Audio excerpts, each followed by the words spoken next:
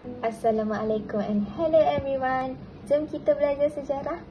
Nama saya Fatih Aliana binti Ramli dari kelas 6 atas Rahman Talib SMK Bukit Jawa dan guru penasihat saya ialah Puan Samihah binti Muhammad. Pada hari ini saya akan menceritakan tentang sumbangan Khalifah Abu Bakar As-Siddiq sepanjang pemerintahannya. Pengenalan. Nama sebenar Abu Bakar As-Siddiq ialah Abdullah bin Uthman. Beliau berasal dari Bani Tamim dan beliau dilahirkan di kota Mekah pada tahun 572 Masihi dan meninggal dunia pada tahun 634 Masihi bersamaan dengan 13 Hijrah. Khalifah Abu Bakar As-Siddiq dilantik sebagai pengganti Nabi Muhammad SAW pada tahun 11 Hijrah. Sebelum memeluk agama Islam, beliau mendapat gelaran Abdul Ka'bah yang bererti hamba Ka'bah. Beliau juga digelar As-Siddiq kerana beliau membenarkan setiap perkataan dan tindakan Rasulullah SAW.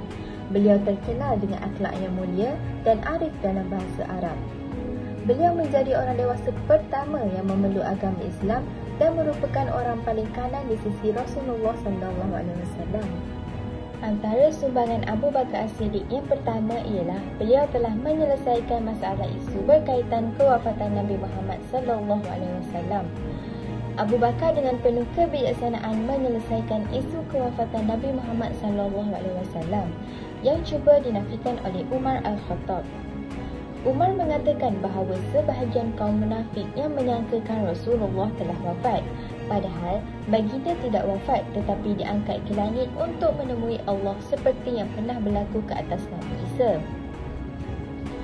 Untuk mengelak sebarang kekeliruan, Abu Bakar berkata sesiapa yang menyembah Nabi Muhammad SAW sesungguhnya Muhammad sudah wafat. Tetapi sesiapa yang menyembah Allah maka sesungguhnya dia sentiasa hidup. Kemudian Abu Bakar membaca sepotong ayat Al-Quran dari surah Al-Imran 144 yang bermaksud bahawa Nabi Muhammad SAW hanyalah seorang rasul seperti rasul-rasul sebelumnya dan mereka semua telah wafat. Selepas kewafatan Nabi, beliau menjadi orang tengah dalam menyelesaikan pertikaian antara golongan Muhajirin dan Ansar tentang pelantikan khalifah.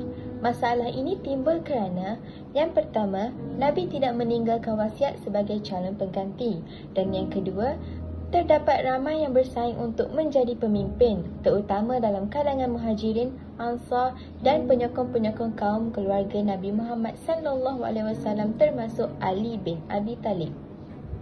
Terdapat 4 orang sahabat Nabi Muhammad yang dilihat layak memegang jawatan khalifah iaitu Abu Bakar As-Siddiq, Umar Al-Khattab, Uthman Affan dan Ali bin Abi Talib. Selepas kewafatan Nabi Muhammad diumumkan, golongan Ansar telah memilih Sa'ad Ubaidah sebagai pengganti Nabi. Berita ini menyebabkan Abu Bakar dan Umar Al-Khattab pergi ke Saqifah Bani Saidah. Namun, pelantikan khalifah belum dibuat kerana kaum Aus tidak bersetuju dengan cadangan tersebut. Abu Bakar As-Siddiq mencadangkan agar ketua yang dilantik mestilah daripada golongan Muhajirin. Malah, ada yang mencadangkan supaya 2 orang ketua dilantik, tetapi cadangan ini ditolak oleh Umar Al-Khattab. Sebelum mereka membuat keputusan, Umar Al-Khattab telah membaiyah Abu Bakar As-Siddiq. Tindakan ini kemudiannya diikuti oleh pihak lain yang terdiri daripada golongan Muhajirin dan Ansar. Ali bin Abi Talib turut membaiyah Abu Bakar As-Siddiq. Umat Islam memilih Abu Bakar As-Siddiq kerana jasa dan pengaruhnya pada zaman Islam. Sumbangan beliau yang kedua ialah beliau telah menyelesaikan masalah golongan Ar-Ridah. Selepas kewafatan Nabi Muhammad SAW dan Khalifah Abu Bakar telah memerintah, maka muncullah golongan murtad, enggan membayar zakat dan Nabi palsu. Keadaan ini berlaku kerana kebanyakan orang Islam yang tinggal di luar kawasan Mekah dan Madinah belum dapat memahami dan menghayati Islam yang sebenar. Khalifah Abu Bakar menyedari kewujudan golongan ini boleh menjadi anasir yang dapat menghancurkan kerajaan Islam. Sebagai langkah untuk mengatasi ancaman tersebut, Khalifah Abu Bakar As-Siddiq telah menghantar para utusan kepada ketua kumpulan-kumpulan tersebut untuk mengajak mereka supaya kembali kepada Islam. Namun, hanya sebilangan kecil sahaja yang menerima seruan tersebut seperti Bani Abdul Qais di daerah Bahrain. Memandangkan golongan tersebut enggan kembali kepada Islam, Khalifah Abu Bakar As-Siddiq terpaksa mengambil tindakan ketenteraan bagi menghadapi kedegilan golongan tersebut. Sebanyak 11 buah pasukan tentera telah ditubuhkan dan diketuai oleh Panglima Islam yang terkenal iaitu Khalid bin Al-Walid. Pasukan tentera Islam ini telah dihantar oleh Khalifah Abu Bakar As-Siddiq ke luar kawasan Hijaz bagi memerangi golongan penentang Islam tersebut. Akhirnya, gerakan tentera tersebut memperoleh kemenangan apabila berjaya menundukkan dan mengembalikan golongan Al-Riddah ke pangkuan Islam.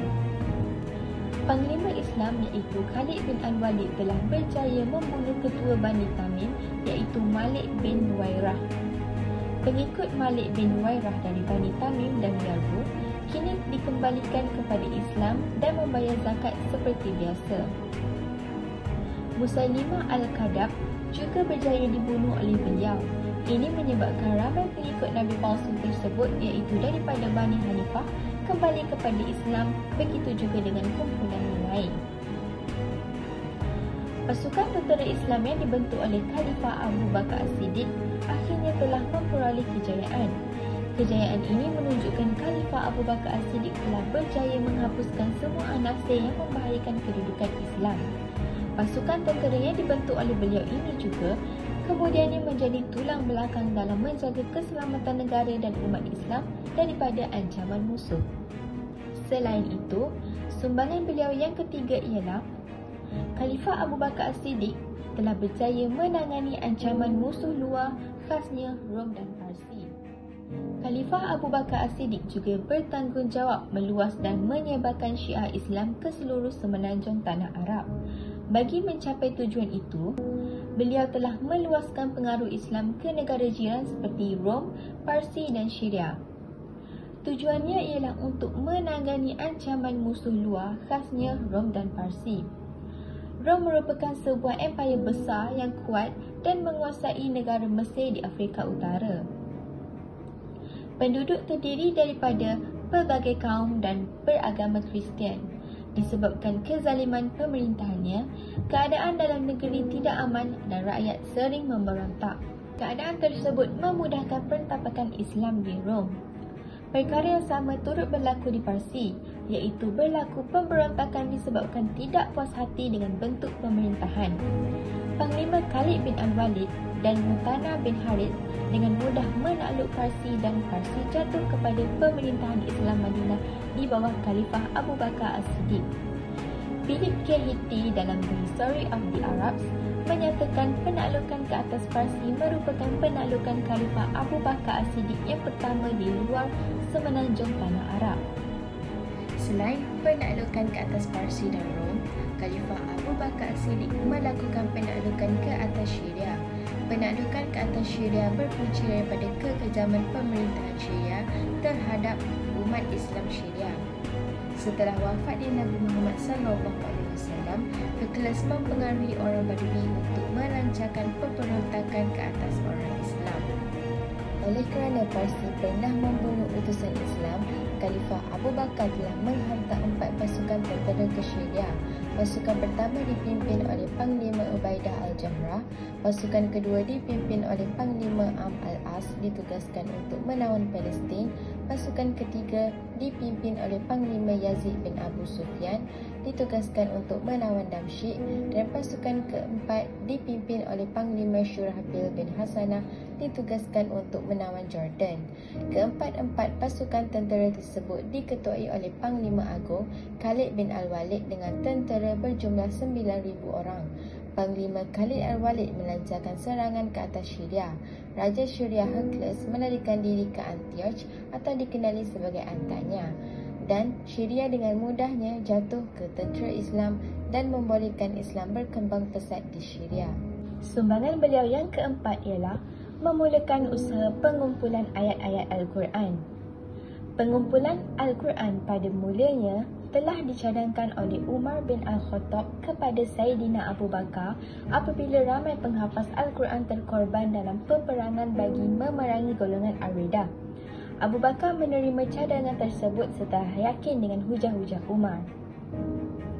Hadiah ini dibuat apabila melihat 70 orang hufaz telah gugur syahid dalam perang Yamamah. Oleh itu, timbul kesedaran dan keperluan untuk menghimpun ayat-ayat Al-Quran ini. Atas cadangan Umar Al-Khattab, kemudian dipersetujui oleh Sayyidina Abu Bakar. Maka, Zaid bin Thabit telah ditugaskan untuk melaksanakan usaha-usaha pembukuannya. Selain itu, tujuan Al-Quran dibukukan ekoran banyak ayat Al-Quran yang ditulis pada kulit-kulit binatang, batu-batu dan kayu sudah banyak yang rosak sehingga perlu diselamatkan. Pembukuan Al-Quran juga dilakukan dengan tujuan dapat dijadikan pedoman bagi umat Islam sepanjang masa, dan Al-Quran ini disimpan di rumah Abu Bakar As-Siddiq. Sumbangannya kelima ialah beliau telah melaksanakan dasaran ekspedisi ketenteraan. Sebelum Nabi Muhammad SAW wafat, baginda telah membentuk pasukan tentera yang diketuai oleh Usamah bin Zaid ke sempadan Syam untuk menyerang Ghassan yang ketika itu berada di bawah jajahan Byzantine. Tindakan tersebut dilakukan kerana beberapa orang utusan Nabi Muhammad SAW telah dibunuh. Selepas kewafatan Nabi Muhammad SAW, Khalifah Abu Bakar berhasrat menyambung semula usaha baginda. Walau bagaimanapun, cadangan tersebut kurang dipersetujui oleh sesetengah para sahabat. Mereka mencadangkan supaya ekspedisi ke sempadan Syam ditangguhkan kerana ancaman Al-Rida lebih berbahaya dan memerlukan penyelesaian segera. Namun, Khalifah Abu Bakar tetap tegas dengan keputusan beliau. Selepas berperang selama 40 hari, pasukan Usamah bin Zaid memperolehi kemenangan. Kemenangan ini menyedarkan kaum yang berhasrat menyerang Madinah bahawa tentera Islam adalah kuat dan tidak mudah untuk dikalahkan. Setelah pasukan Usamah bin Zaid kembali ke kota Madinah, pasukan beliau ditugaskan menjaga keselamatan kota Madinah. Tindakan ini dapat menghindarkan kota Madinah daripada ancaman kaum Zubian dan lain-lain.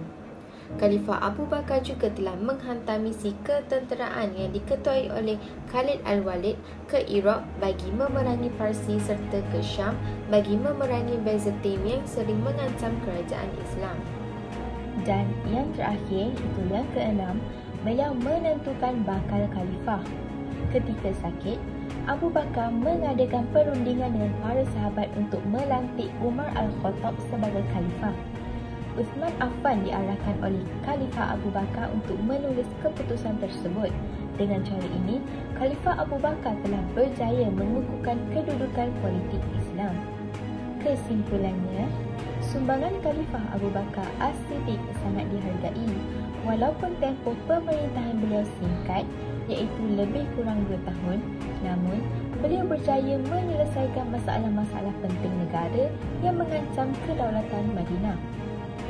Sejarawan Islam mengelar beliau sebagai penyelamat negara Islam kerana sumbangan dan jasa beliau untuk mengukuhkan kota Madinah. Itu sahaja daripada saya. Sekian, terima kasih.